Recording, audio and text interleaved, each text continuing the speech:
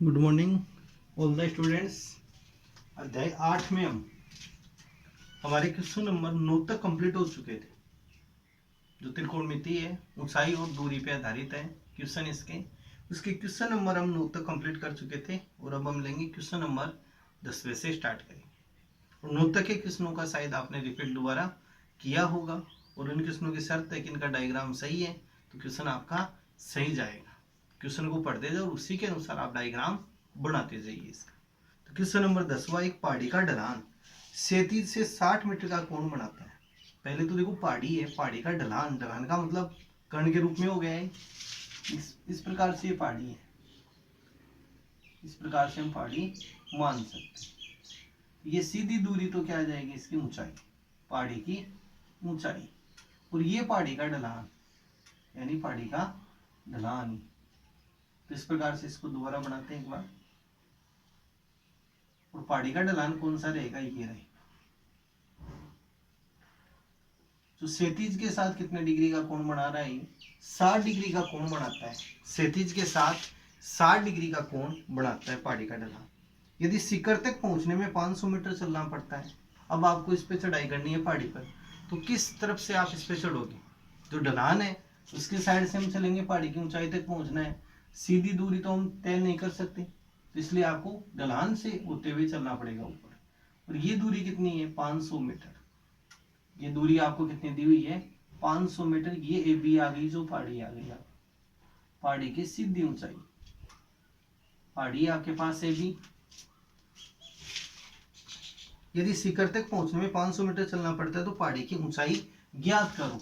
यानी कि आपको यह ज्ञात करना है ए बी यानी h मीटर आपको ज्ञात करना।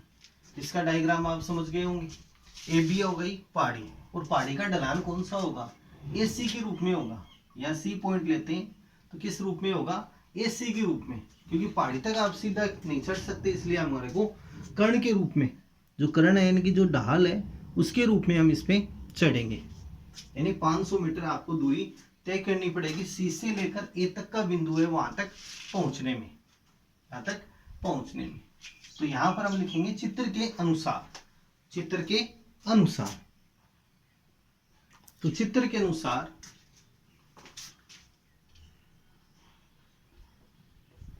देखो, कंप्लीट स्टेप आपको क्वेश्चन में लिखनी है।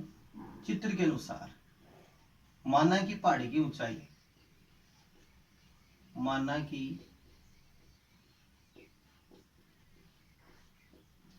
पहाड़ी की ऊंचाई, ऊंचाई किस रूप में, ए बी के रूप में, और ए बी का मान आपके पास h मीटर। ए बी का मान कितना है, h मीटर, जो ज्ञात करना है हमारे को। पहाड़ी की ऊंचाई ज्ञात करनी है। और एक है यहाँ पर पहाड़ी का ढलान, पहाड़ी का ढलान, और ढलान कितना है, AC, और AC का मान है 500 मीटर। देखो, इसको आपको खुद की भाषा में लिखना है, रटना नहीं है। इनको मैथ है, रटने के लिए नहीं होती है। मैथ को समझना है, रटना नहीं है। तो इसलिए जो भी ये आप सेंटेंस लिखो, वाक्यांश लिखो, तो इसको अपनी भाषा में आपको लिखना है। माना कि पहाड़ी की ऊंचाई ए बी यानी h मीटर है, पहाड़ी का ढलान AC है 500 मीटर है, और इस ढलान से होते हुए हम इस पे चढ़ेंगे। इसमें पहाड़ी का ढलान कितना है, AC, और AC का मान है 500 मीटर। अब यहां हम चलेंगे त्रिभुज ABC में। त्रिभुज ABC में कौन सा कोण इसमें 90 डिग्री का है, कोण B, तो हम इसमें त्रिकोणमिति का प्रयोग कर सकते हैं। और त्रिकोणमिति का प्रयोग हमेशा किसमें होता है, समकोण त्रिभुज में होता है, और किसी त्रिभुज में नहीं होता है, समकोण त्रिभुज में। अब आपको दिया हुआ क्या है, ये आ गया 60 डिग्री का कोण, तो इसके सामने की भुजा को क्या बोलेंगे, थीटा के सामने की भुजा होती है लंब। तो ए बी का मान है आपके पास h मीटर, तो इसको दिखा सकते हैं हम लंब। सांकेतिक रूप में आप अपने आप यहाँ लिख सकते हो, एल यानी लंब, के यानी कर्ण, ए यानी आधार। आपके सांकेतिक भाषा के अनुसार हम ले रहे हैं। बीसी का यहाँ पे कोई लेना देना नहीं है, तो क्या लेंगे, एसी। और एसी का मान कितना है, 500 मीटर। एक तो क्या रहेगी, आपको ज्ञात रहेगी, और एक होगी अज्ञात, और साथ में कोण का मान आपको दिया जाएगा। फिर हम त्रिकोणमिति का प्रयोग कर सकते हैं। 500 मीटर ये आ गई कर्ण, और थीटा का मान है इसमें 60 डिग्री। तो हम इसमें प्रयोग किसका करेंगे, लंब और कर्ण किस में आता है, तो आपको ये जो मंत्र है आपके LAL बटा के, इसके द्वारा चलेंगे। तो पहला है साइन, लंब और कर्ण का अनुपात किस में आता है, साइन में। आधार और कर्ण का अनुपात किस में आता है, कोस में। और लंब और आधार का अनुपात किस में आता है, टेन में। तो यहां से अब कौन सा उचित है, साइन का प्रयोग करना। साइन का प्रयोग कर सकते हैं। लंब और कर्ण का अनुपात इसमें दिया हुआ है आपको, लंब और कर्ण का अनुपात, तो यहाँ यूज करेंगे हम साइन का। तो यहाँ चलेंगे साइन थीटा बराबर, ऊपर किसको लिखेंगे, लंब को। तो लंब कौन सा है इनमें, ए बी। देखो इसके अनुसार आपको चलना, ऊपर लंब है तो लंब को लिखना है, यदि ऊपर कर्ण आ जाए तो कर्ण को आपको लिखना है। तो ऊपर फिलहाल लंब है तो लंब कौन सा है इसमें, ए बी। नीचे कर्ण, तो कर्ण आपके पास है ए सी, ए बी बटा ए सी। अब साइन थीटा, साइन थीटा का मान कितना आपके पास 60 डिग्री, ये 60 डिग्री। ए बी का मान है एच और कर्ण का मान है 500। साइन 60 का मान रखो आप त्रिकोणमितीय सारणी के अनुसार। तो त्रिकोणमितीय सारणी से साइन 60 का मान होगा √3 मीटर, सॉरी √3, √3 बराबर h बटा 500, √3 बटा 2। अब इसको हम वजन गुणा करेंगे, तो 500 को √3 से, तो 500 √3 और 2 जाएगा ऐसे गुणा, तो 2h। और h का मान इस 2 का विपक्ष सामने कर दो, तो गुणा में है तो किस में आएगा, ये बाद में आ जाएगा आपके पास। तो 500 √3 बटे 2। अब 2 का भाग देंगे 500 में, कितना आ जाएगा 250। तो h का मान कितना आ गया 250 √3 मीटर। अतः पहाड़ी की ऊंचाई, लास्ट में क्या लिखना है, अतः पहाड़ी की ऊंचाई बराबर 250 √3 मीटर। ये आपके पास इसका आंसर आ जाएगा। तो क्वेश्चन में देखो, आपको डायग्राम आपका सही है तो क्वेश्चन की लास्ट स्टेप तक हम पहुंच सकते हैं। और इसका सही विकल्प कौन सा आएगा, सी नंबर का इसमें ऑप्शन रहेगा सही विकल्प। अब नेक्स्ट हम चलते हैं क्वेश्चन नंबर 11 में। अब नेक्स्ट क्वेश्चन हम लेते हैं क्वेश्चन नंबर 11।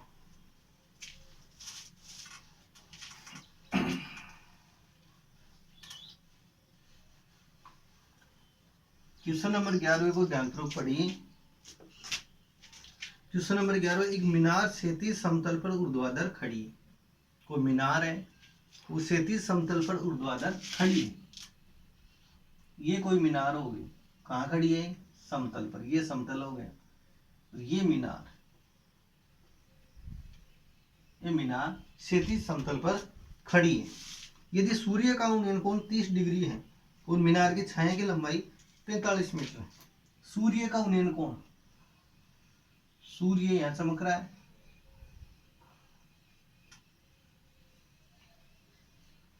और उन्नयन कोण कितना है 30 डिग्री, ये 30 डिग्री है। अब देखो उन्नयन कोण कब बनता है, उन्नयन कोण कब बनेगा, जब हम नीचे से ऊपर की तरफ देखेंगे तब उन्नयन कोण बनता है, नीचे से ऊपर देखने पर। और ऊपर से हम नीचे की तरफ देखेंगे तो कौन सा बनेगा, अवनमन कोण।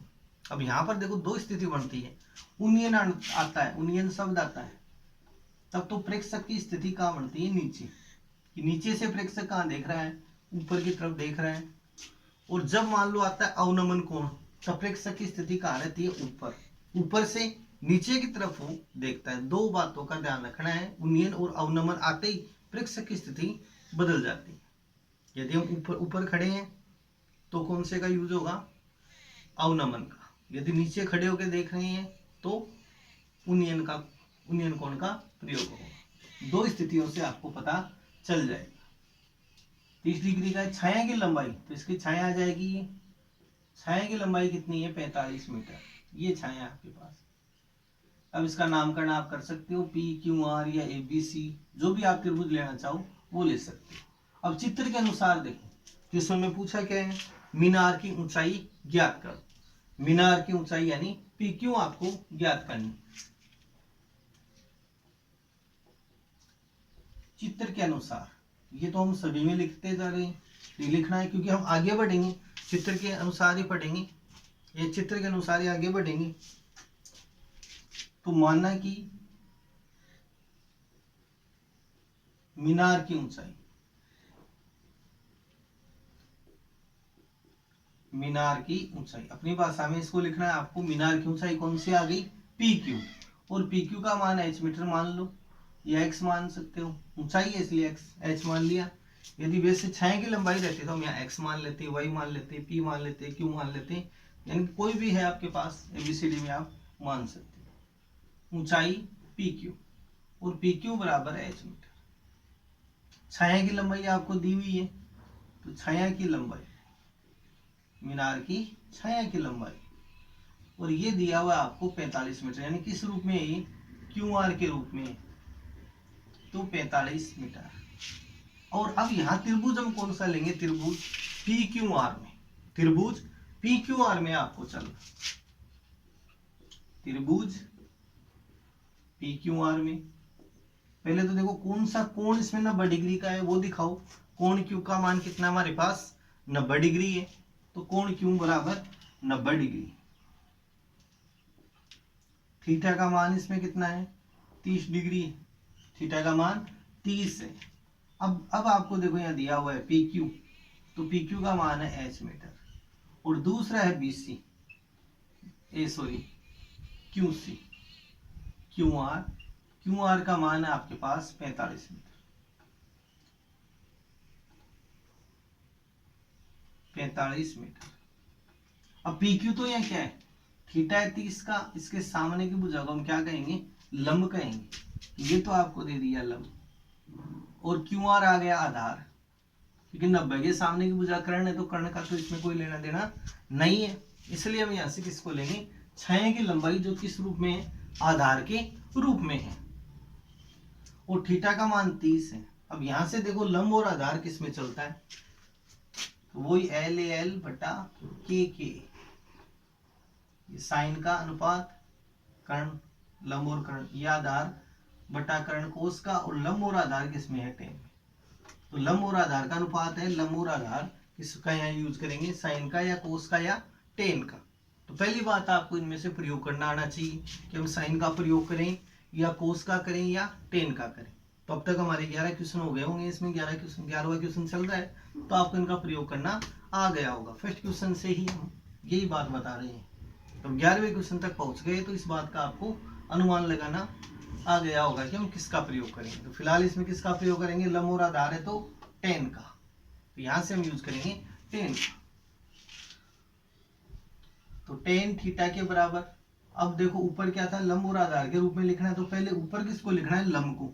लंब का मान कितना है? पी क्यू, और आधार कितना है इसका? Q R. टेन थीटा का मान है आपके पास 30 डिग्री, टेन 30, पी क्यू का मान कितना है आपके पास? एच मीटर, तो एच बटा 45। टेन 30 का मान त्रिकोणमितीय सारणी के अनुसार अब हम ये मान रखेंगे इसमें, त्रिकोणमितीय सारणी के अनुसार। तो त्रिकोणमितीय सारणी के अनुसार टेन 30 का मान कितना होगा? 1/√3 बराबर एच बटे 45। अब इसको वज्र गुणा हम करते हैं, तो 45 को 1 से गुणा करो, 45 √3 को एच से गुणा करेंगे √3। अब इस √3 का पक्षांतर हम करेंगे, तो गुणा में है, तो गुणा वाला पद किस में जाता है? पक्षांतरण के बाद भाग में, तो ये किस में जाएगा? भाग में। तो h बराबर आ जाएगा 45/√3 मीटर। अब इसको देखो यहाँ पे √3 आ गया नीचे, नीचे यानी हर के रूप में, तो इसका हम हर का परिमेयकरण कर देंगे। इस प्रकार के क्वेश्चनों में आपको क्या करना है? हर का परिमेयकरण, जो आपने कक्षा 9th में भी सीखा होगा, फर्स्ट चैप्टर में था आपके। तो इसका हर का परिमेयकरण करेंगे, तो 45/√3, और इसको गुणा किससे करेंगे? √3/√3 से। तो 45 √3 आ गया ऊपर, तो और नीचे √3 को √3 से गुणा कर दो। √3 को √3 से हम गुणा करेंगे, तो हमारे पास आ जाएगा केवल ही 3, और 3 का भाग दे दो 45 में, तो 15√3 मीटर। तो अतः मीनार की ऊंचाई कितनी आएगी? 15 अतः मीनार की ऊंचाई लास्ट में हम क्या लिखेंगे? अतः मीनार की ऊंचाई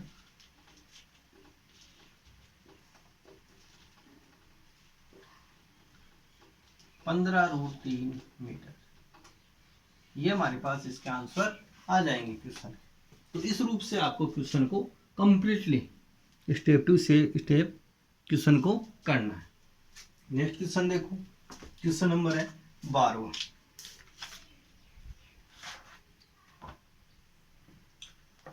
और 12वां क्वेश्चन आपके 2017 एग्जाम थी उसमें भी आया हुआ है। तो क्वेश्चन को ध्यानपूर्वक पढ़ना है और उसी के अनुसार आपको इसका चित्र यानी डायग्राम बनाना है। Question number 12।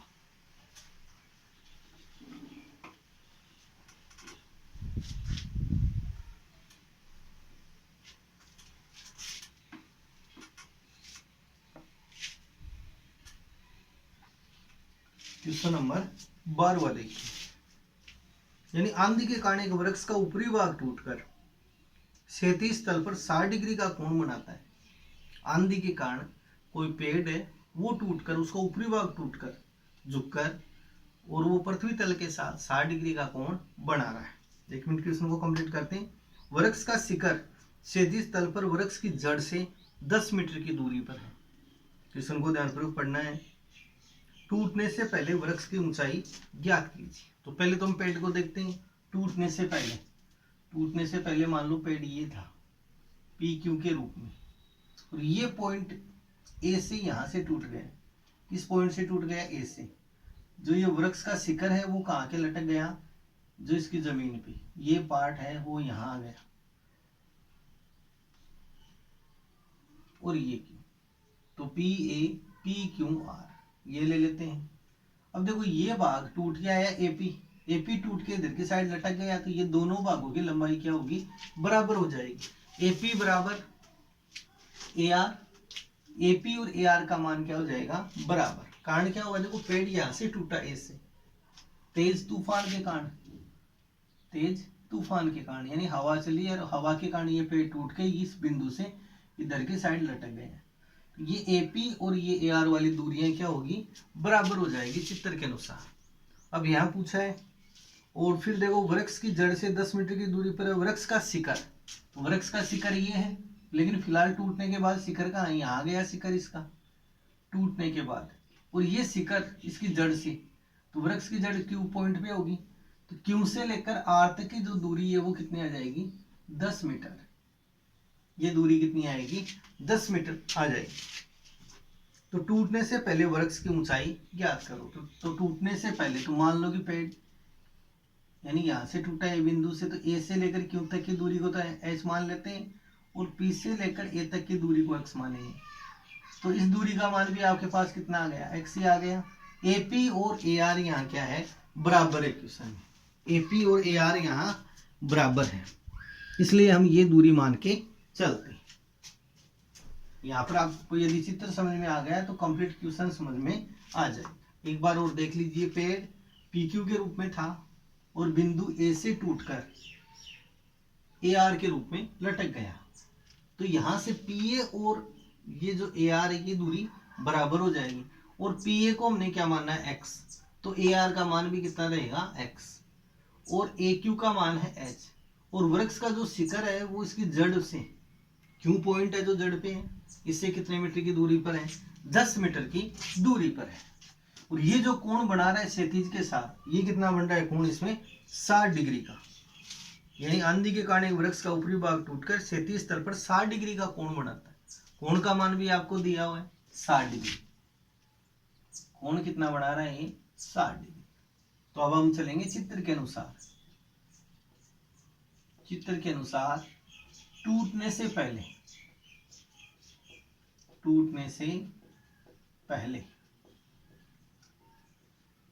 वृक्ष की ऊंचाई,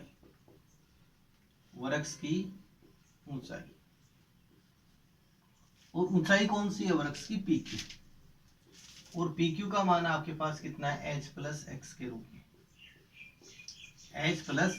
के रूप में, और पेड़ ए बिंदु से टूटकर, पेड़ या वृक्ष बिंदु ए से टूटकर किस रूप में लटक गया है? ए आर के रूप, ए आर के रूप में लटक जाता है।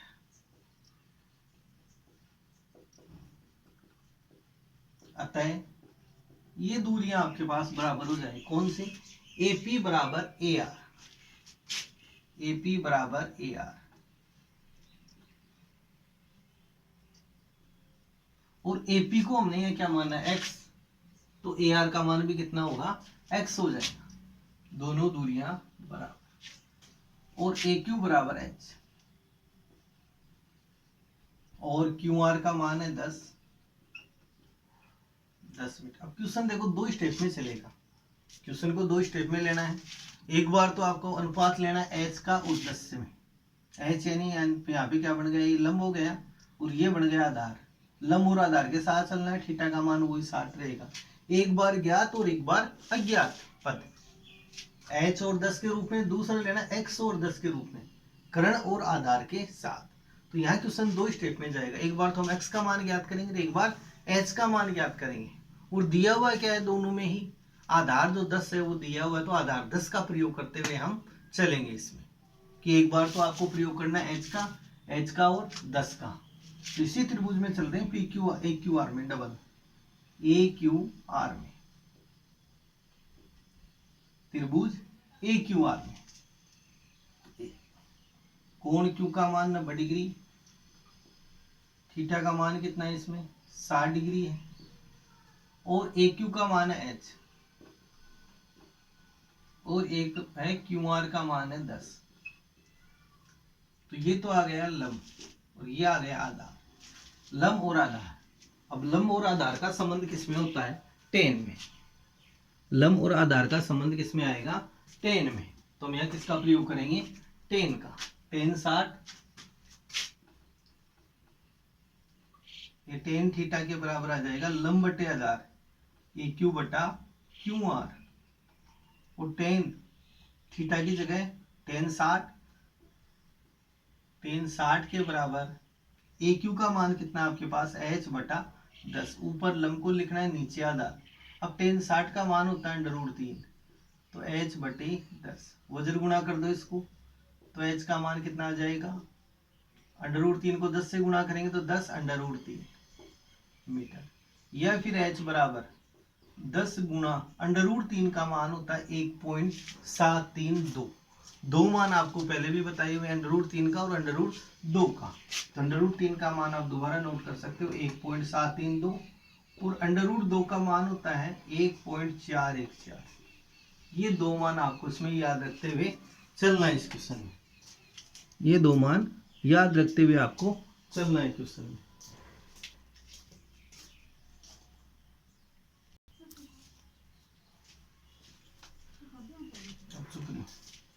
अब यहां से मान रखेंगे √3 का 1.73, तो मान कितना आ जाएगा 17.32 मीटर।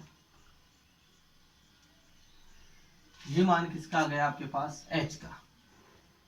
अब नेक्स्ट आपको यह मान किसका लेना है, अब देखो नेक्स्ट हम निकालेंगे X का मान, और इसमें हम निकालेंगे X का मान। तो दोबारा इसी त्रिभुज में चलेंगे AQR में। त्रिभुज कौन सा लेना है, AQR में, त्रिभुज AQR में। अब यहाँ AQ का काम नहीं है, H का निकल गया, तो आपको क्या चाहिए अब, QR जो क्या है इसमें आधार, QR का मान है 10 मीटर जो है आधार, और AR है X, AR है X मीटर जो है कर्ण, और थीटा का मान है आपके पास 60। तो इसमें बोलो किसका प्रयोग करें, आधार और कर्ण। आधार और कर्ण का संबंध किसमें आता है, कोस में। तो यहाँ हम कोस का प्रयोग करेंगे, तो कोस थीटा बराबर आधार को पहले लिखना है ऊपर और कर्ण को नीचे, तो QR बटे AR, QR बटे AR। तो कोस थीटा, तो कोस 60 के बराबर QR का मान 10 और AR का मान है X। कोस 60 का मान होता है 1/2, कोस 60 का मान त्रिकोणमितीय सारणी से 1/2, तो 10/x। अब इसको वज्र गुणा हम करेंगे, तो x को 1 से गुणा करेंगे x, और 10 को 2 से गुणा कर दो, तो 10 दूनी 20, तो x का मान कितना आ गया 20 मीटर। लेकिन क्वेश्चन में पूछा क्या है, पेड़ की ऊंचाई, वो भी कब टूटने से पहले, यहां पर हम लिखेंगे टूटने से पहले वृक्ष की ऊंचाई, टूटने से पूर्व या पहले वृक्ष की ऊंचाई या पेड़ की ऊंचाई, वृक्ष की ऊंचाई यानी किस रूप में वृक्ष PQ के रूप में। तो PQ के बराबर क्या था H प्लस एक्स, कि H और X के मान को हम जोड़ देंगे, यहाँ X का जो मान आया उसको और X का जो मान हमारे को प्राप्त हुआ उसको। तो H का मान तो कितना आया 17.32 मीटर, और इसमें जोड़ेंगे X का मान कितना आया 20। अब 20 में 17.32 को जोड़ेंगे तो 37.32 मीटर। अतः टूटने से पहले वृक्ष की ऊंचाई क्या थी 37.32 मीटर। ये इसका आपके पास आंसर आ जाएगा। लेकिन ये क्वेश्चन आपको कब आएंगे, जब आपका डायग्राम सही होगा। तो इसमें सही डायग्राम बनाते हुए आपको चलना है। क्वेश्चन नंबर 13 मैं बताऊंगा, और क्वेश्चन नंबर 14 आप खुद कर सकते हो। तो क्वेश्चन नंबर 14 आपको करना है। क्वेश्चन नंबर 13 जो नेक्स्ट वीडियोज लेंगे उसमें मैं आपको स्टार्ट करूंगा। 14वां क्वेश्चन आपको खुद करते हुए चलना है, और इन क्वेश्चनों की प्रैक्टिस करनी है। होमवर्क में भी क्वेश्चनों को नोट करते हुए चलना है।